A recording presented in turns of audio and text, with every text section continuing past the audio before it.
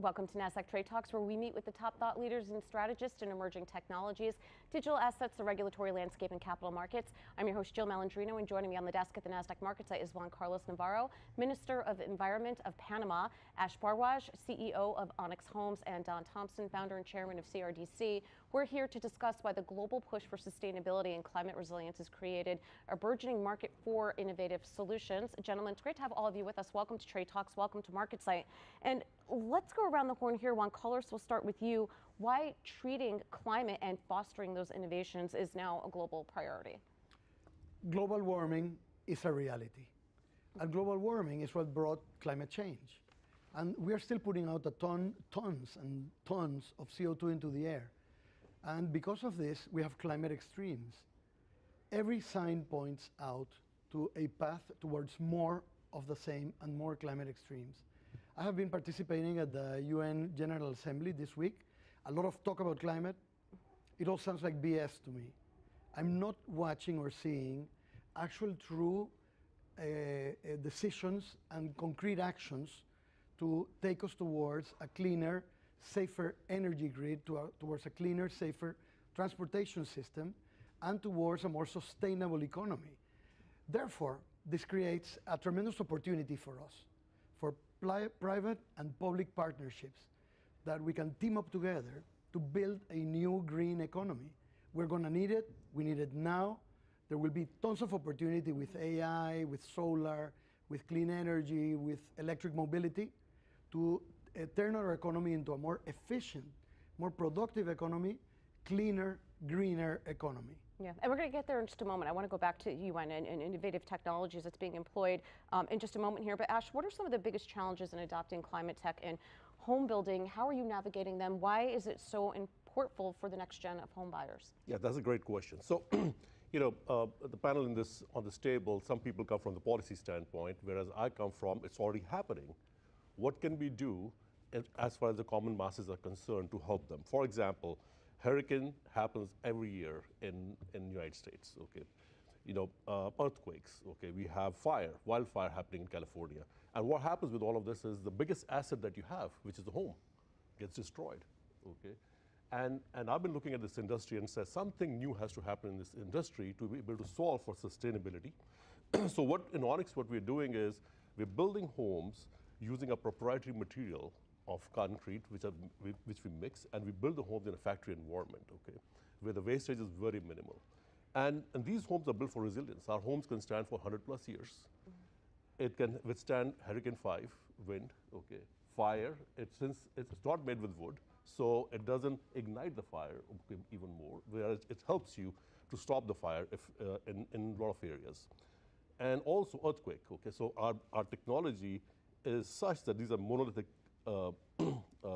buildings, and they move with the earthquake in the right way, so it doesn't damage the building as much. Okay, so that's one piece of it. The second piece of it is, on a monthly basis, consumer spends a lot of money on insurance. I mean, look at all the states. I mean, insurance companies are just leaving California, leaving Florida, leaving a bunch of other states. Okay, whereas our homes, consumer can save 50% on insurance cost, can save about 40% on energy costs because we have good envelope technologies. And the third thing they can save is on maintenance. 1.5% to 2% of your home cost is yearly maintenance. And whereas in our case, it's hardly any maintenance required because these are all solid.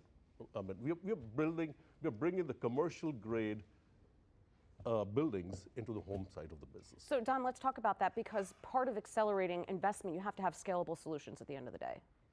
Exactly.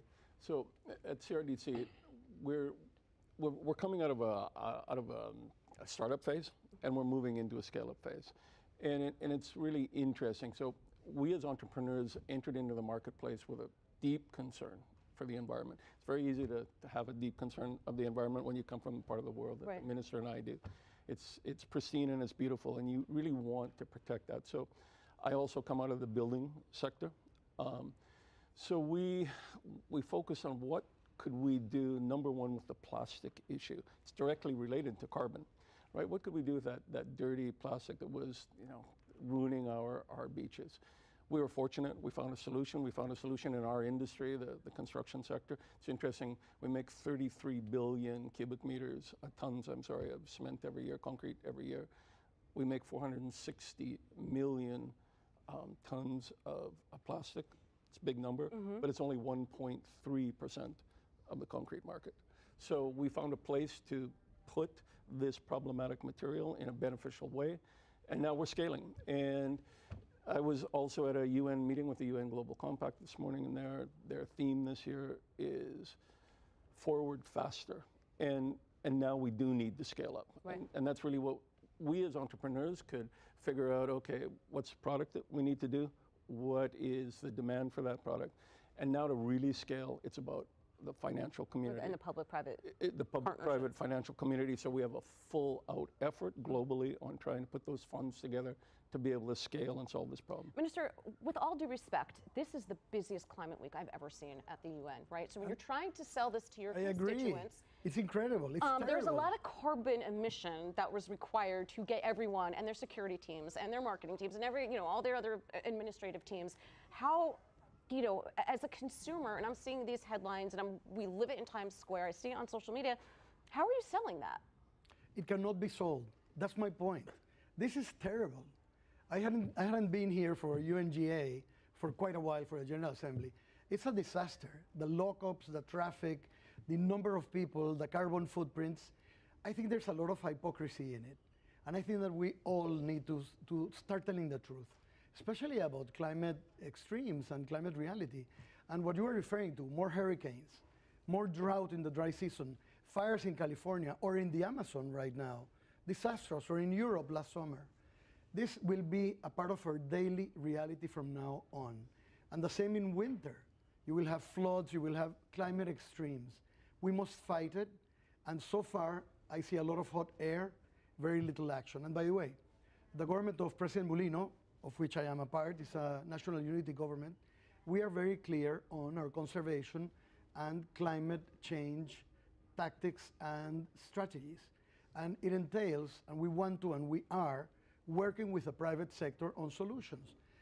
A minute ago, I said that this big crisis is also a big opportunity. And I think that the way out of it, the way we work out our way from under the problem of climate change is through concerted action with the private sector. And we will come up with solutions with entrepreneurs.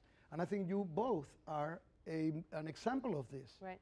That we can work our way through climate change with entrepreneurship, with climate action, concerted action, and with decisive private-public partnerships. So, Minister, one question. I mean, when you say you're disappointed, it's disappointed because the people around the table can't come to the conclusion in the UN around climate and climate changes? Or it's worse than that. They come to conclusions, but I see no action. Okay. And by the way, we're living a tragedy, the loss of biodiversity. In a country like Costa Rica, where you live, or a country like Panama, where I live, Panama is a jewel. We're paradise. But we're facing challenges, and we have to either decide whether we will continue to be paradise or we're going to be paradise lost. And we're voting for paradise. That entails strong conservation action. This is the mandate that I was given by President Mulino. That entails clean energy and local community participation, private sector leadership. And that's what we're trying to work towards. Got it. Well, as the silver lining could be, this is exactly why we need to advance climate tech solutions, because it's not like the UNGA is going away. Yes. We're only going to have more people on the planet. Yeah, I completely agree. I mean, one of the things is, we're starting with the assumption that climate change is already happening, okay, in the sense, in a big scale, okay? Now, what can we do while that is happening to protect the existing consumers, okay, at the same time to slow things down for the climate change? I mean, and construction and house building industry is one of the biggest culprits of carbon footprint in the world. Okay. Yes. So the concrete is one of the concrete it's one of the biggest contributors to climate change. In reality, 7% of our carbon load is taken up by cement production. We actually found a virtual army of people to help us, a virtual army. So it's a bit of a weird story. We started our company, which is now global, as a tiny little music school on the beach in Costa Rica, and we're teaching kids, and we're teaching kids about regeneration. And today we run a program, a circular model, that we call REAP, recover, enrich, appreciate, prosper, looking for the benefit of the things you do. The outcome is greater than the sum of the outcome is greater than the sum of all the inputs. Who we found a huge army of help is children. So we created, with the United Nations, we created a curriculum around REAP. So now we teach the children to go home, bring us back the plastic. They're eager. They're the next generation. If we can teach them about regeneration, we actually have hope for the future. Because you're right, I go to a lot of conferences as well, and sometimes policy making gets a little bit, you wonder where we're actually going. Lots of talk, no action. But those little children around the world, we have now tens of thousands of kids that go home every month, bring home 2 bags of plastic, bring it back to us, and can never escape into the environment. A super simple solution. I want to learn about this to do it in Panama. And by the way, putting the plastic into the cement to build roads or that's brilliant. We have so much plastic waste in the world, and we also have it in Panama. We need to totally revamp our waste management system to build a circular economy, to recycle. So this method that you talk about sounds like music to my ears. I want to know more. Yeah. And you know, going back to the concrete, I mean, I was in one of the conventions, technology convention in San Francisco. There were at least 300 companies which are working on the new way how to take the carbon out of the concrete, okay, to make it carbon neutral concrete, okay. And I was very, very encouraged because I think there's a program by 2040 you have to get out of a bunch of these carbon footprinted stuff. Oh, by the way, in my opinion, it's going to happen much faster based on what I saw and that these companies are trying to accomplish. Well, just on this topic, Panama is carbon negative, and we're also a blue leader. We're one of the few countries in the world that has protected 54% of its oceans. However, we still face the crisis of deforestation, the challenge. Sure. The plastics and the garbage. We need to solve this. We need to face it head on. And of course, how do we involve local communities? And so we're trying to work on these things as we learn and as we go along. And this is the way I think you get constituent buy-in and you work with your local communities. This is how you reskill the workforce. Having them, learn as kids to care about the environment. It's almost like we preach financial literacy in the curriculum. I think that's a brilliant idea.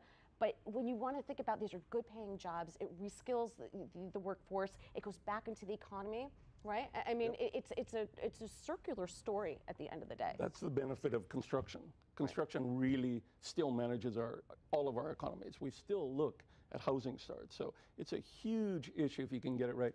When we got involved with this particular product, we're builders. We needed to make sure that it actually improved the quality. There's no point in us getting involved unless we could make something that was better. That was our challenge. How do you actually take waste and turn it into value? We put a lot of effort into that. And that's how you talk to regulators and local governments, trying to show that value and how the money comes back into the system. And also, do it in a transparent way. Use the market forces. There's no way that the public sector, by going to conferences or passing laws, is going to fix the problem.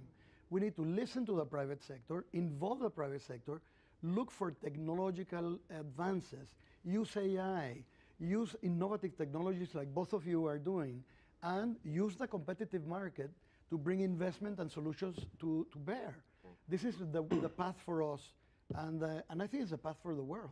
Yeah. I do too. And in fact, in my opinion, the governments around the world should be looking at companies like yours and ours and saying, what can we do to provide them, some help and subsidies? Panama's government is looking. This is the policy of Jose Raul Molino again, and I am a part of that. And by the way, I'm a big environmentalist. We're going to protect our environment, make no mistake about it. But we have to have development. We need to develop the solar industry, which is going very well in Panama. We need to build green jobs. If they can be green construction jobs, more power to you. And we have a bunch of stuff going on. We want to make sure we do it sustainably with the private sector. So is it because you're able to develop this at more nimbly, right? Correct. And then you leverage the public partnership for scale. Exactly, exactly. Right.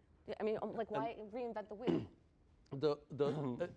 Well, it's going to be reinvented. Well, you Yes. get my point. Every but day. Like how you could be more nimble and then leverage public partnerships Exactly. to get Because out there. we are in the, I mean, we as entrepreneurs are in the business of making money, okay, in the right way, okay, and at the same time to be able to help our industry the best we can, okay, and any help that government provides in that area, okay, just by subsidy, I mean, we have to train new people, we have to train new jobs, we have to train for new concept of environmental protection that are coming, especially in the construction industry. Okay, and by the way, in the industry, there are not enough people who are trained in the field.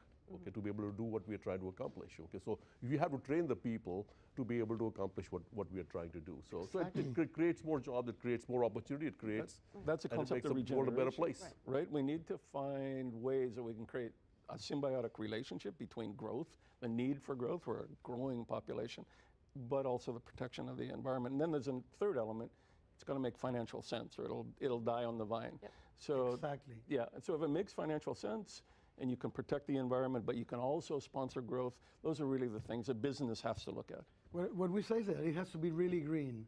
Green in environmental terms, green in terms of money. greenbacks. Yeah. Exactly. It has to be sustainable financially and sustainable. environmentally. Exactly. But I feel like we're at an inflection point, and not just because there's more people here at UNGA this year, but because there's so much demand on the consumer side as well. And you know, even from a national security perspective, you're going to have to be able to supply this energy and leverage these technologies across the board. I feel as if it's not a nice thing to have anymore, but climate tech is going to be a reality. I agree, and you use exactly the right word. We're at an inflection point. There's no going back, and we can't go forward fast enough. We don't have time to waste, in my impression. I totally agree. We can't This BS, like you said. issue, and I think we all agree, there is no time. And I was going to say that the changes that we are living through today, the changes in technology, AI, will require more power, more energy. So it will also create the need to have a revolution in the energy sector so that we can have a grid that is smart enough and also has the hardware to handle all of the energy that we need and the new ways of using it. With solar, for instance, rooftop solar, distributed energy. These are some of the issues we need to deal with now to lay the groundwork to build this new green economy with the resilient houses that you are building and putting the plastic into it so that we take it out of our rivers. Right, but Ash, part of the challenge with that is, you know, when you're, whether it's a nuclear facility, electrical facility, and so forth, these take a good 10 to 12 years to get brand new facilities. I mean, you can, you know, revamp and refigure ones that are already existing, but the technology is evolving so fast, and it takes time, and there's permitting, you know, dealing with regulators and physically building it. It's capital intensive as well. Yeah, so I'll just give you one example from my industry. Okay, so there's about a 1 million home need. I mean, right now there are 5 million more homes needed in the United States itself. Okay, and at the rate there are about 600,000 to about 1 million homes built every year. Okay,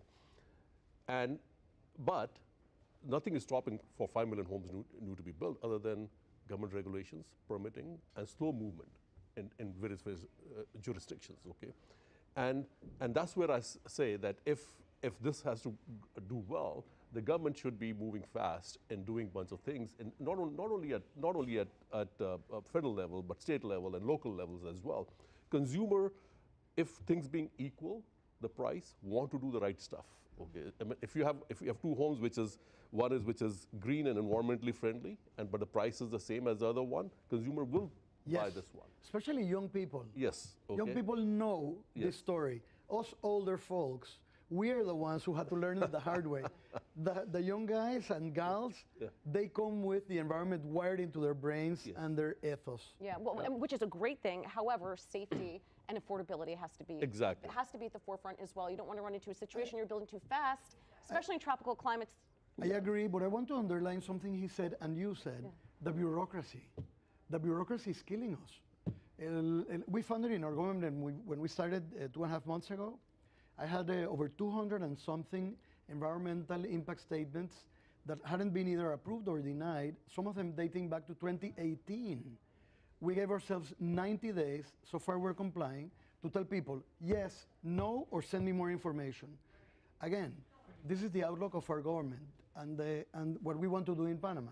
Yeah. We want transparency and we want quick decisions. Yep. Science-based, but we want to do it quickly and to get the government off the backs of people and the bureaucracy off the backs of people. All right, Don, last word here. We got to wrap. Focus and commitment. This is hard work. To make these transitions, to make these changes is hard. I think some people our age kind of got complacent.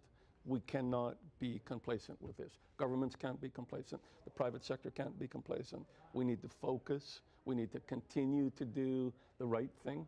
We need to make sure that our economies thrive, but we cannot be complacent with this. We need to make that change. All right, we'll leave it on a positive note. Appreciate everyone's insight. Thanks for joining us on Trade Talks. I'm Jill Malandrino, Global Markets Reporter at Nasdaq.